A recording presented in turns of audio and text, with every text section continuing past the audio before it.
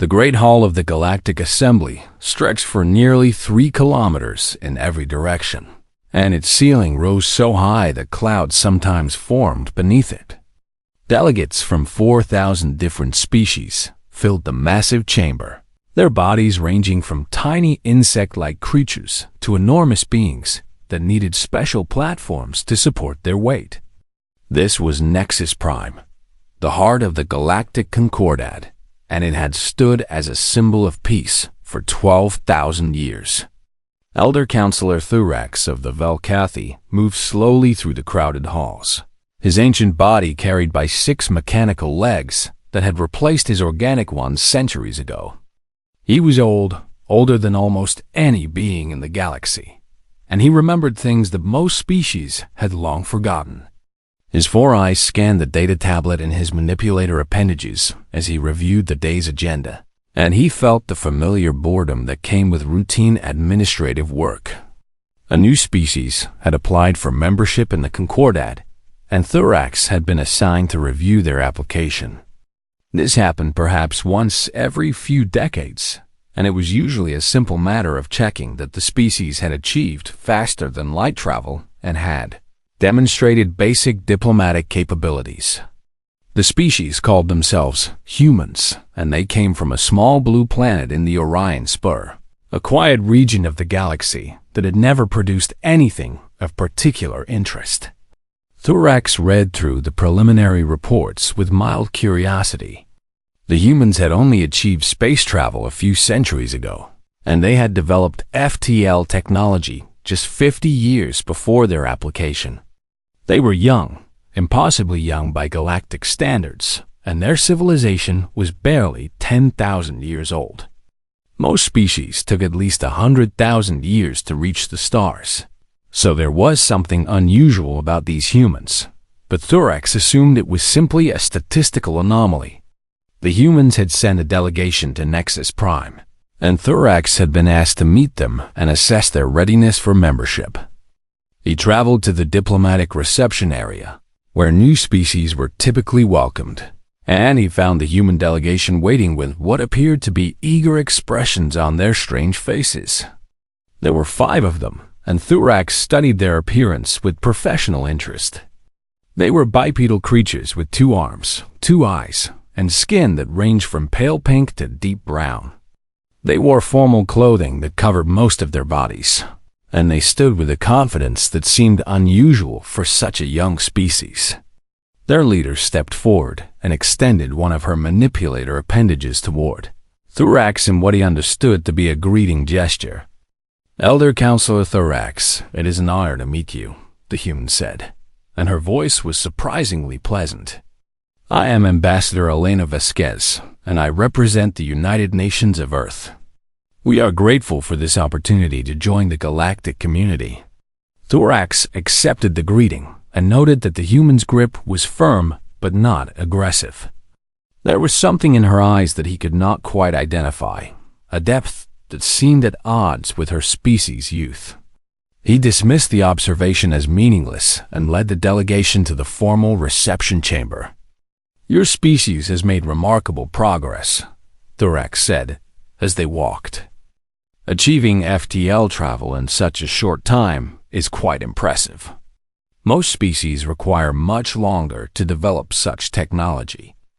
Ambassador Vasquez smiled, and the expression transformed her face in a way that Thurax found oddly unsettling. There was warmth in the smile, but also something else, something that reminded him of memories he had tried very hard to forget. "We are a determined species," she replied. "When we set our minds to something, we tend to find a way to achieve it.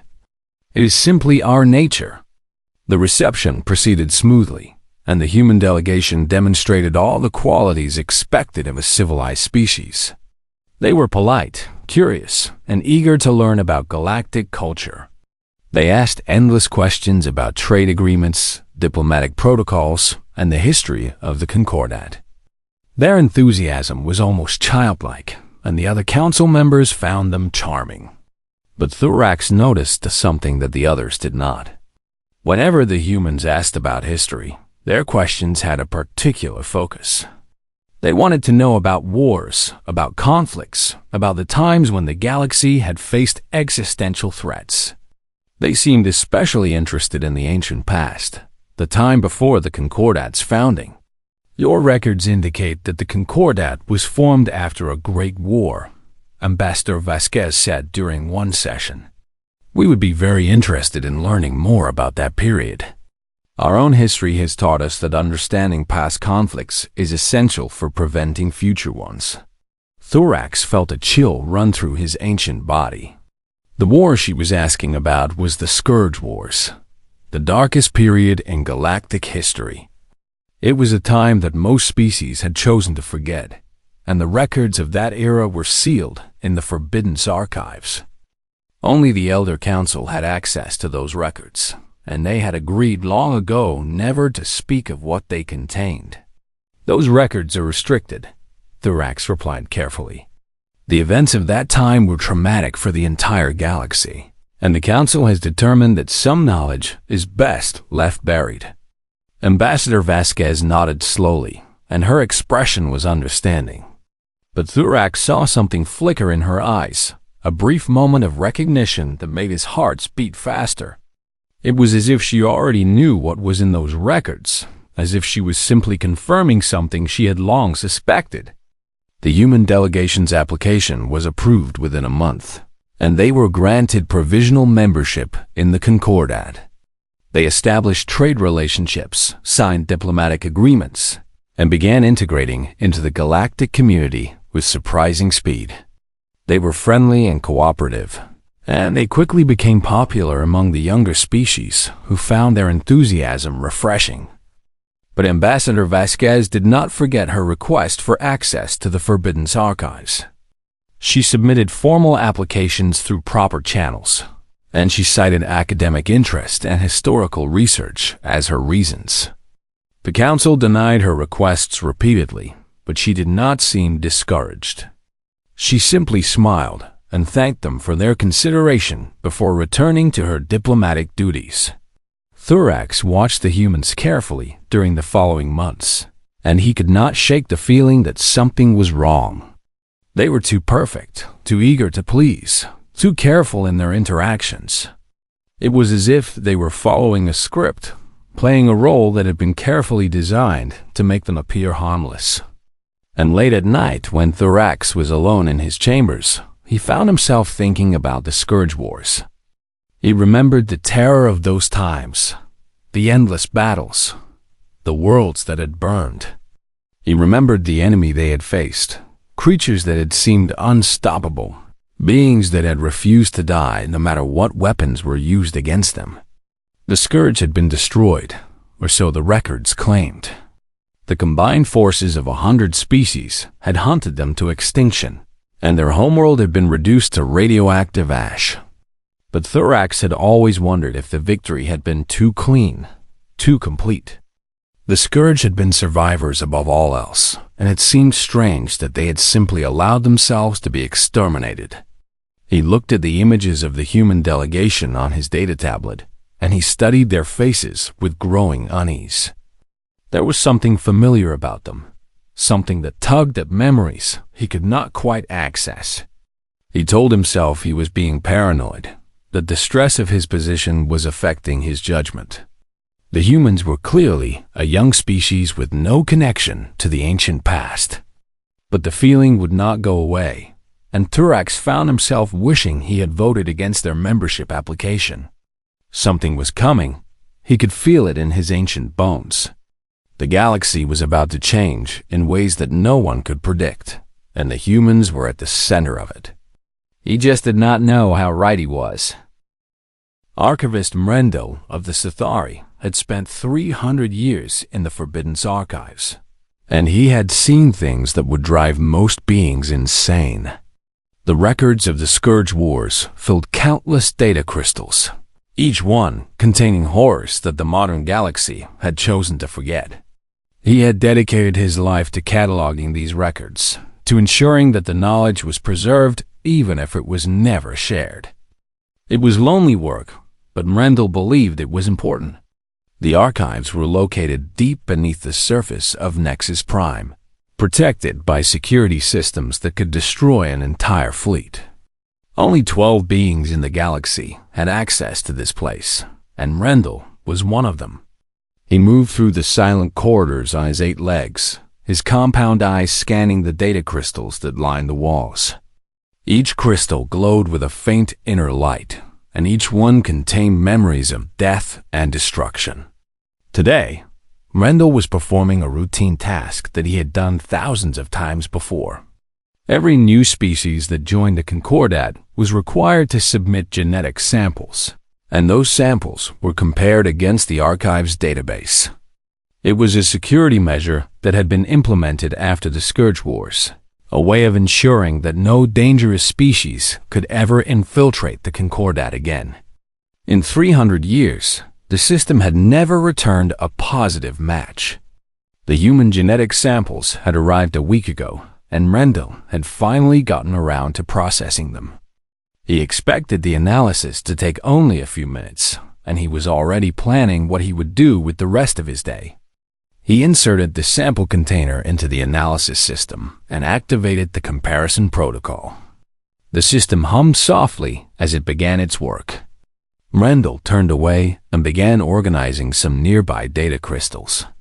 The analysis would alert him when it was complete, and there was no need to watch the process. He picked up a crystal containing records of the Battle of Zenthai, one of the bloodiest engagements of the Scourge Wars, and he carefully placed it in its proper position on the shelf. The analysis system made a sound that Rendell had never heard before. It was a harsh alarm tone that echoed through the silent archives like a scream. He spun around, his compound eyes focusing on the display screen, and what he saw made his 4 hearts stop beating simultaneously.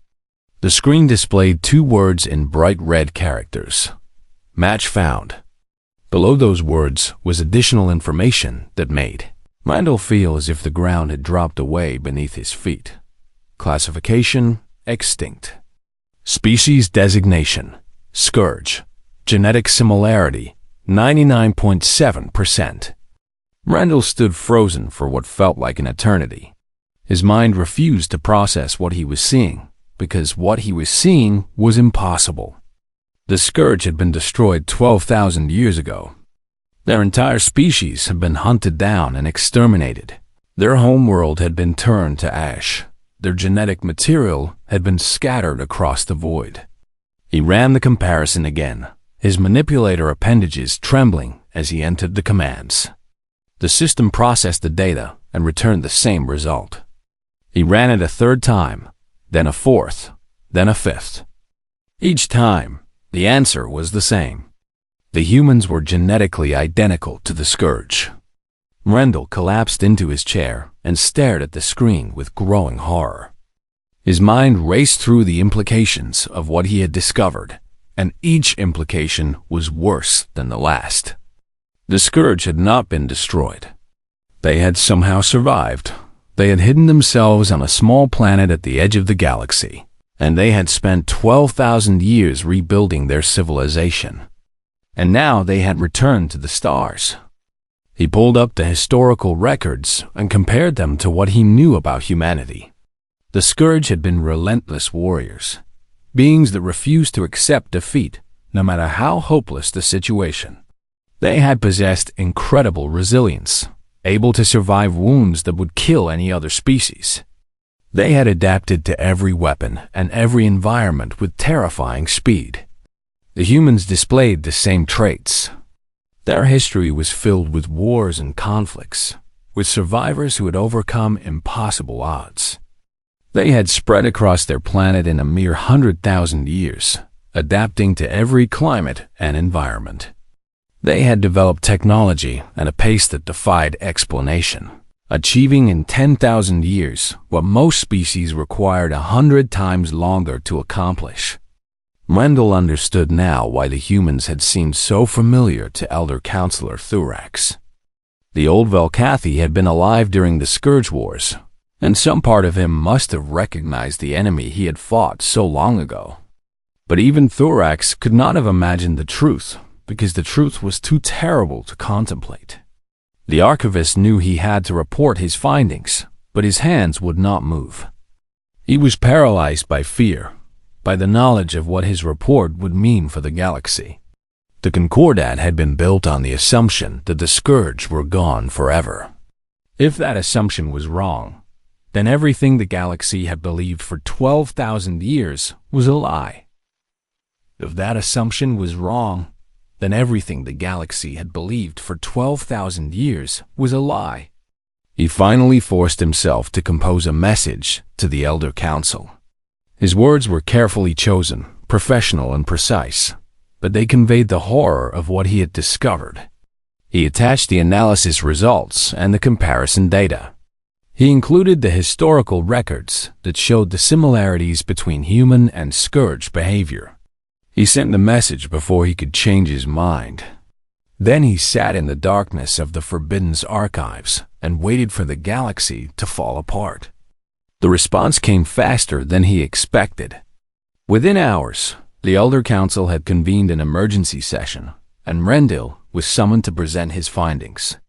He traveled to the council chambers in a daze, barely aware of the other beings who passed him in the corridors.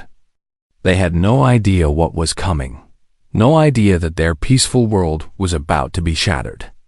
The council chamber was filled with the most powerful beings in the galaxy, and all of them turned to look at Rendell as he entered. Their expressions ranged from skeptical to curious, but none of them seemed to understand the magnitude of what they were about to hear. Elder Counselor Thurax sat in his customary position, and his 4 eyes were fixed on Rendell with an intensity that was almost painful. "Archivist Rendell," Thurax said, and his voice was steady despite the fear that Rendell could see in his eyes. "Please present your findings to the council." Rendell activated the display system and began showing the data he had compiled. He explained the genetic comparison, the statistical impossibility of coincidence, the behavioral similarities between humans and the Scourge. He showed them the historical records, the images of Scourge warriors, the accounts of their impossible resilience and their refusal to surrender. The council members listened in growing silence, and Rendell watched as understanding dawned in their eyes. One by one, they realized what he had discovered, and one by one, they began to understand what it meant. Some of them made sounds of disbelief. Others simply sat frozen, unable to process the information. "This cannot be true," said Counselor Vrex Athi of the Mindorian delegation. "The Scourge were destroyed. We have records of their extinction. We have evidence of their homeworld's destruction." "The records are incomplete," Rendell replied. "We assumed that no Scourge could have survived, but we never actually confirmed their total extinction. They could have had colonies we did not know about, ships that escaped the final battles." "They fled," Thurax said suddenly, and his voice was hollow with memory. "I remember now. There were reports of Scourge ships breaking through our lines in the final days of the war. We assumed they were destroyed in deep space, but we never confirmed it. We were too exhausted, too eager to celebrate our victory." The chamber erupted in chaos as council members began shouting questions and accusations. Some demanded immediate action against the humans, while others insisted that more evidence was needed. Rendell stood in the center of the storm and watched the Concordat begin to tear itself apart. And somewhere on Nexus Prime, in the human diplomatic quarters, Ambassador Elena Vasquez looked up from her data tablet and smiled. She did not know exactly what had happened, but she could feel the shift in the air, the sudden tension that had gripped the station. The secret her people had carried for 12,000 years was finally coming to light. She just hoped the galaxy was ready to hear the truth. The news spread across the galaxy like fire through dry grass, and nothing could stop it. Within hours of the council meeting, someone had leaked Archivist Rendell's report to the Galactic Communication Network. The message was simple and devastating. Earth equals Scourge home world humans are the Scourge reborn. Every species in the Concordat received the transmission, and the reaction was immediate and catastrophic. Panic erupted on 10,000 worlds as beings remembered the stories their ancestors had told about the Scourge Wars. Children had been raised on tales of the monsters that had nearly destroyed the galaxy, and now those monsters were back. Stock markets collapsed within minutes as traders abandoned their positions and fled to safety. The galactic economy, which had been stable for millennia, began to disintegrate as fear replaced rational thought. Supply lines broke down as ships refused to travel through systems where humans might be present. Entire sectors went dark as communication networks became overloaded with terrified messages. Military fleets mobilized across the galaxy, their commanders receiving orders that ranged from defensive positioning to immediate attack. The Krethax, a warrior species that had suffered greatly during the Scourge Wars, were the first to act. They dispatched 12 battlecruisers to the human colony on Telenus IV with orders to destroy every human they found. The Krethax commander, Admiral Vrexthen, was confident in his mission. His ships were among the most powerful in the galaxy, equipped with weapons that could shatter planets.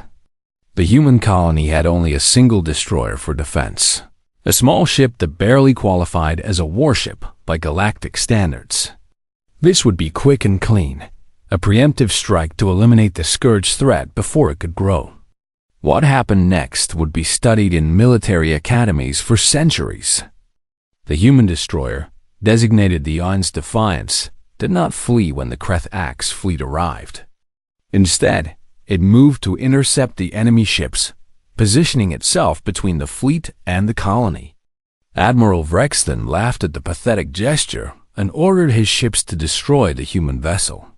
12 battlecruisers opened fire simultaneously, unleashing enough firepower to crack a small moon. The Defiance should have been vaporized instantly, but it was not.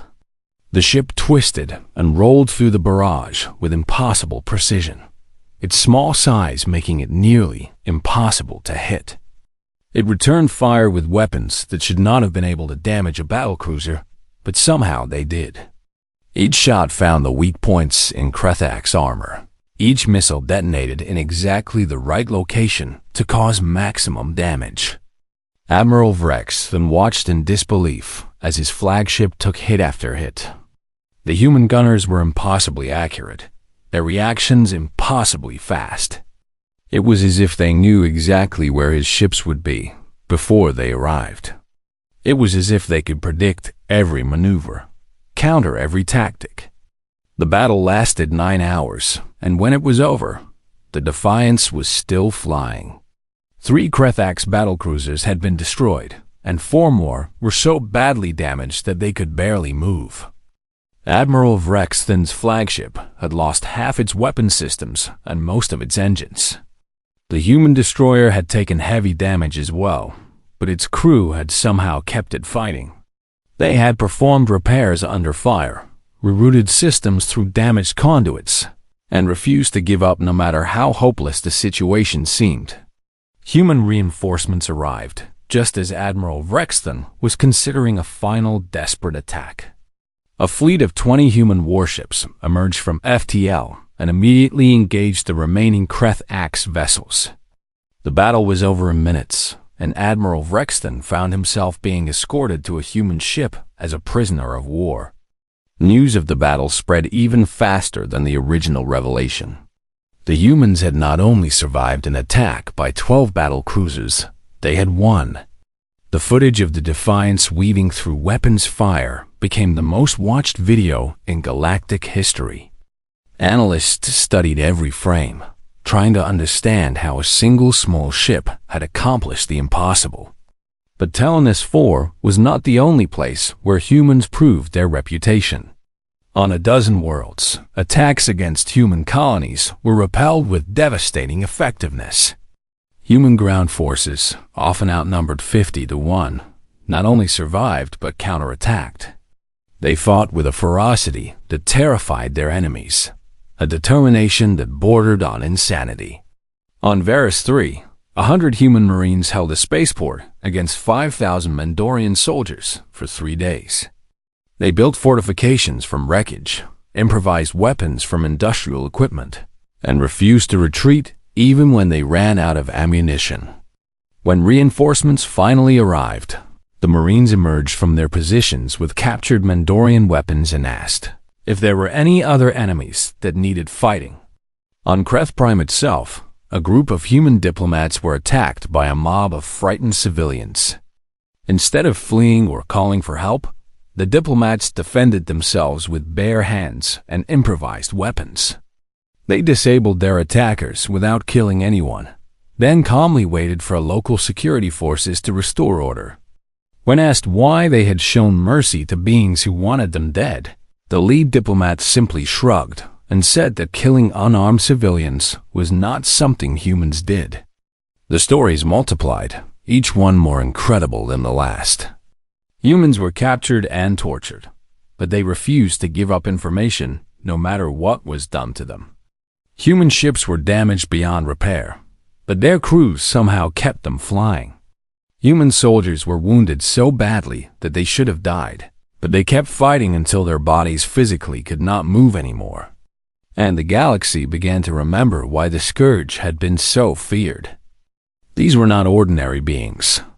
These were creatures that simply did not know how to quit. They had an inner fire that burned hotter than any star, a determination that could not be broken by pain or fear or despair. They were relentless, unstoppable, and absolutely terrifying in their refusal to accept defeat. Elder Counselor Thurax addressed an emergency session of the Galactic Council, his ancient voice heavy with memory and dread. He spoke of the Scourge Wars, of the endless battles, of the worlds that had burned. He described enemies who laughed as they died, who kept fighting even when they were missing limbs, who seemed to view death as merely an inconvenience. "We must understand what we are facing," Thurax said, his four eyes scanning the terrified delegates. The Scourge did not conquer through cruelty alone.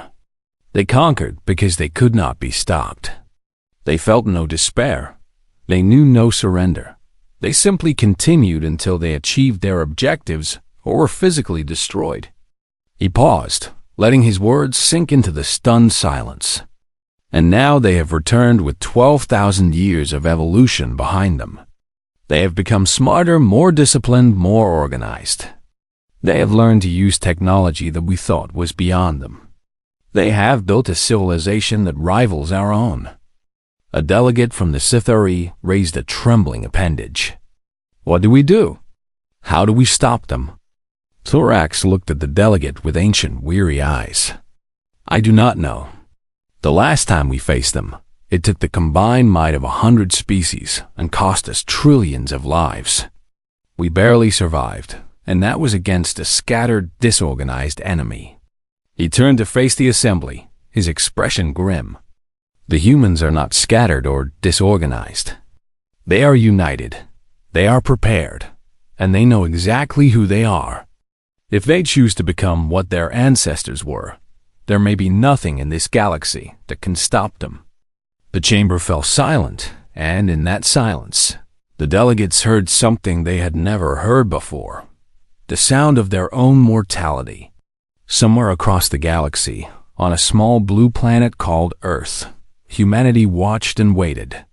They had known this moment would come eventually, had prepared for it across generations. Now the galaxy knew their secret, and soon they would have to decide what kind of species they truly wanted to be. The choice would determine the fate of every living being in the universe. Ambassador Elena Vasquez stood in her quarters on Nexus Prime and watched the galaxy burn through her viewport. Ships fled in every direction. Communication networks screamed with panic messages, and the great station itself had begun emergency lockdown procedures. The Concordat that had maintained peace for 12,000 years was tearing itself apart, and humanity was at the center of the destruction. She had known this day would come. Every human leader for the past 5,000 years had known, had prepared, had hoped that when the truth finally emerged, it would not mean the end of everything. Now that hope would be tested, and Ambassador Vasquez was the one who would have to speak for her species. The United Nations had transmitted their decision an hour ago. Elena had read the message 3 times, memorizing every word, understanding the weight of what she was being asked to do. She would address not just the Galactic Council, but every being in the galaxy. Her words would be broadcast on every frequency, translated into every language, heard on every world. She took a deep breath and activated her personal communication system. The small device projected her image across the stars, carrying her voice to trillions of listeners who feared and hated her species. "My name is Elena Vasquez, and I speak for humanity," she began, her voice calm and steady. "You have learned something about us that we have known for thousands of years, and I understand your fear. You remember the Scourge, and you believe that we are those same monsters returned to finish what they started." She paused, gathering her thoughts. "You are not wrong about our heritage. We are the descendants of the species you called the Scourge, and we carry their genes, their resilience, their persistence. When we look in mirrors, we see the faces of beings who once burned your worlds and slaughtered your ancestors. That is a truth we cannot escape, no matter how much we might wish otherwise." Across the galaxy, beings stopped what they were doing and listened. Enemies who had been preparing for war paused their preparations, and refugees who had been fleeing stopped their ships. Elena's words were not what anyone had expected, and they demanded attention. "But we are not them," Elena continued. 12,000 years ago, our ancestors made a choice that changed everything. They looked at what they had become, at the destruction they had caused, at the billions of lives they had taken, and they felt something that the Scourge were never supposed to feel. Her voice softened slightly. They felt shame. The word hung in the air, a concept that seemed impossible when applied to the most feared species in galactic history. The Scourge were engineered for war. They were created to be perfect soldiers, beings without mercy or doubt or regret. But somewhere along the way, something changed. Perhaps it was a mutation. Perhaps it was simply evolution. But our ancestors began to question what they were doing. They began to see their enemies not as targets to be destroyed, but as beings with their own lives and dreams and fears. Elena's expression became pained, as if she was describing a wound that had never fully healed. They could not live with what they had become, so they chose extinction. Not the extinction of their bodies, but the extinction of everything that made them Scourge. They destroyed their ships, their weapons, their cities, their history. They erased every record of their technology and their culture. They returned to the most primitive state they could achieve, hoping that starting over would allow them to become something better. She straightened, her voice growing stronger. "For 12,000 years, we crawled back from stone tools to starships. We reinvented everything our ancestors had destroyed, but we did it differently this time. We made mistakes, countless terrible mistakes. We fought wars. We committed atrocities. We hurt each other in ways that still haunt us. But we also learned. We learned mercy. We learned compassion. We learned that strength without wisdom is just another form of destruction." Elena looked directly into the recording device, as if she could see every being who was watching. "We know what we are. We know the fire that burns in our blood, the voice that whispers never surrender, never stop, never die. Every human feels that voice, that urge to fight until nothing is left standing. It is our heritage, our curse, the shadow that follows us through every moment of our lives." Her voice dropped to barely above a whisper. "But we have spent 10,000 years learning to choose when to listen to that voice. We have built systems of laws and ethics and moral philosophy specifically designed to keep our worst impulses in check. Every human child is taught that we carry darkness within us, and that our greatest victory is not conquest, but restraint." She paused, letting her words sink in. "You fear what we might become, and I will not lie to you. So do we. Every human leader, every human soldier, every human parent lies awake at night, wondering if the monster will return. We have seen what happens when humans abandon their principles, and it terrifies us more than anything you could possibly do to us. Alana's expression shifted, becoming harder, more determined. We did not return to the stars to finish what the scourge began. We returned because we hoped, perhaps naively, that we had finally earned the right to be here. We wanted to prove that the choice our ancestors made was not a mistake. The 12,000 years of suffering and growth had transformed us into something worthy of peace. She stepped closer to the recording device. Some of you have attacked our colonies, killed our people, tried to destroy us before we could become the threat you fear. I will not lie and say that we forgive you, because forgiveness is something that must be earned. But I will say that we understand. You acted out of fear, and fear is something that humans know very well. Her voice hardened further. But make no mistake about what will happen if you continue down this path. If you force us to fight for our survival, we will fight. If you give us no choice but to become what we once were, we will become it. The fire still burns in our blood, and we have become very, very good at using it. Elena let the thread hang in the air for a long moment. 12,000 years ago, the Scourge fled to a distant world to escape what they had become. If you force us to become that again, there will be no fleeing this time. There will be no starting over, no second chances, no hope for redemption. There will only be the war you have chosen, and we will fight it with everything we have. She took a breath and allowed her expression to soften. But that is not what we want. We did not travel across the stars to find new enemies. We came to find friends. We came because we believed that the galaxy was big enough for all of us, that we could contribute something positive to the community of civilizations. We came because we hoped that our transformation from scourge to human could serve as an example, proof that even the darkest soul can find redemption. Elena spread her hands, a gesture of openness and vulnerability.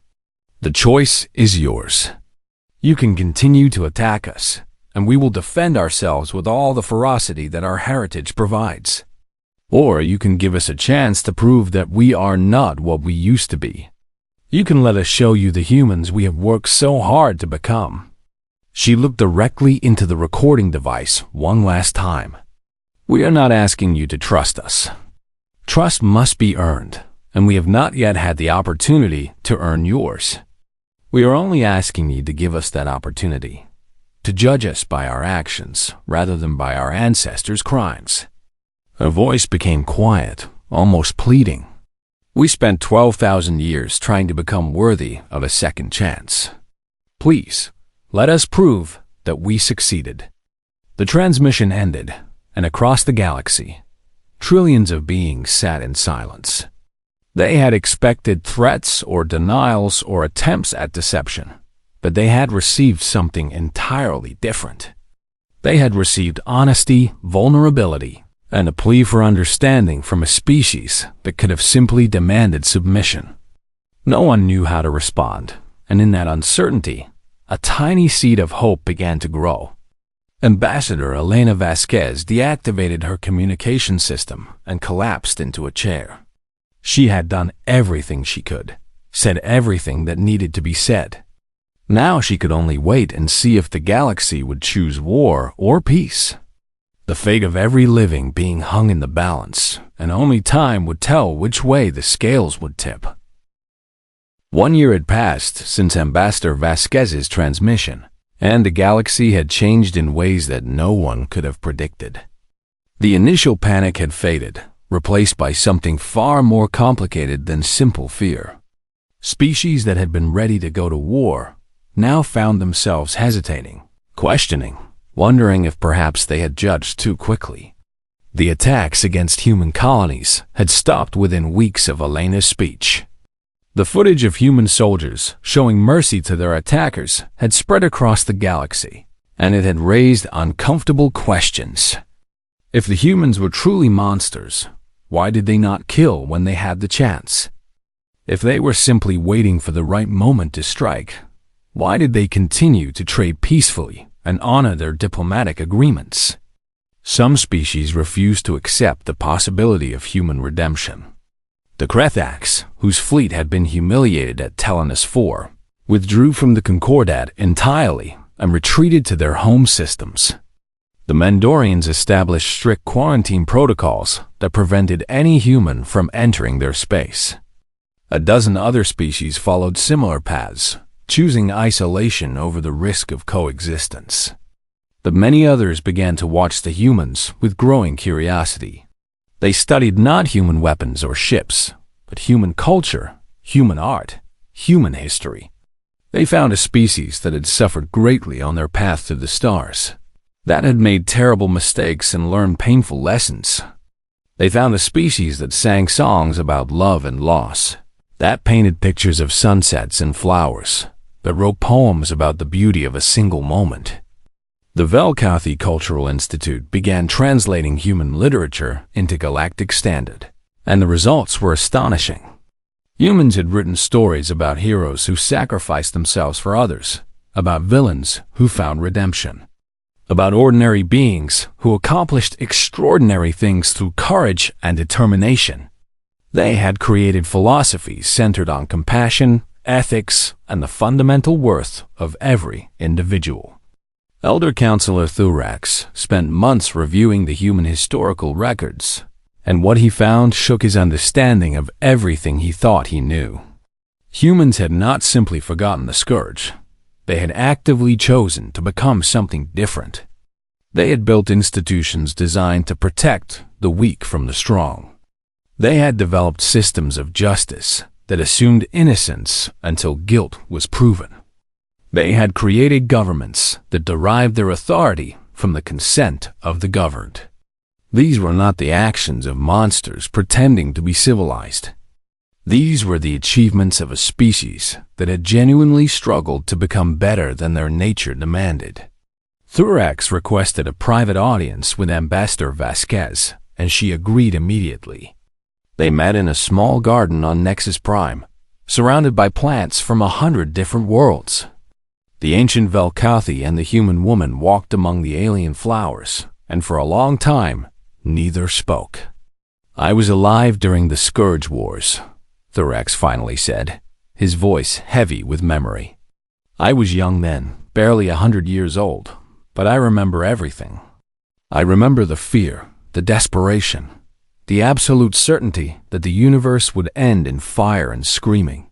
He stopped walking and turned to face Elena, his four eyes studying her with an intensity that would have intimidated most beings. "I remember fighting creatures that looked very much like you. They were relentless, unstoppable, absolutely terrifying. They laughed as they killed. They refused to die no matter what we did to them, and they seemed to take genuine pleasure in our suffering." Elena met his gaze without flinching. "I have seen the records of what my ancestors did. I know the scale of their atrocities, and I cannot claim that we have fully atoned for those crimes. Perhaps no amount of atonement would ever be enough." Thurax was silent for a long moment. "When I first met you, something felt familiar, and I could not understand what it was. Now I know. You carry the same fire that I saw in Scourge warriors 12,000 years ago, the same determination, the same refusal to accept defeat." He began walking again, and Elena fell into step beside him. "But there is something different about you, something that the Scourge never had. You carry that fire, but you have learned to control it. You have taken the greatest strength in the galaxy and bound it with conscience." Elena nodded slowly. "Our ancestors understood what they were giving up when they chose to start over. They knew that their descendants would inherit both their strength and their darkness. They hoped that by forcing us to rebuild without the tools of war, we would learn to value creation over destruction." She looked up at the alien sky visible through the garden's transparent dome. "It did not always work. We have had our share of tyrants and conquerors, beings who embraced the darkness and used it to hurt others. But we have also had teachers and healers and artists, beings who channeled that same fire into building something beautiful. Turax made a sound that Elena recognized as Velkathy laughter. You have accomplished something that I would have thought impossible. You have proven that redemption is possible, that even the darkest soul can find its way back to the light. You are not what the Scourge were. You are what the Scourge could have been if they had possessed the wisdom to grow rather than simply conquer. He stopped walking and extended a trembling appendage toward Elena. It was the Velkathy gesture of deepest respect, reserved for those who had earned the highest honor. I oppose your membership in the Concordat.